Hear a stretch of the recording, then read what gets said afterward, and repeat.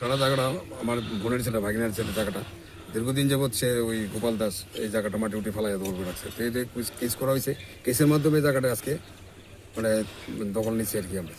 আমরা রাজেশ দেবনাথ দখল পাইছে গোপাল দেবনাথ থেকে, গোপাল দাস থেকে। আজকে আমরা জায়গাটা দখল নিচ্ছি। এখনো তো কোনো বাধা সৃষ্টি করছে? আর বাধা সৃষ্টি করছিল, বাধা সৃষ্টি করার পরে কোর্টের লোকের সাথে খারাপ ব্যবহার করছিল। তো করার পরে আবার কোর্টের লোক যখন বোঝাইছে তোমরা তারা সরে গেছে। পুলিশে জানানো হয়েছে ঘটনা? পুলিশ আছে, আমতলি পিএস আছে। আচ্ছা, তো এই কেন মানে কি করে উনি এমনিতে যে দখল রাখছে? উনি কি প্রচুর টাকার মালিক, অনেক কি করে 2 নম্বরে ব্যবসা হয়তো করতে পারে। উনি তো রাস্তা দখল করে বাড়ি করে রাখছে, প্রচুর বিশাল বড় বিল্ডিং করে রাখছে। এখানে বদলোক তারা ঢুকতে দেন আমরা আইলে পরে দাওনা ট্রিটমেন্ট নিয়ে বেরো। কয় ঘন্টা জায়গা দখল রাখছে? মালিকের নাম কি জায়গার? রাজেশ দেবনাথ। এই জায়গাটা কি ধরা হয়? ঢুকলি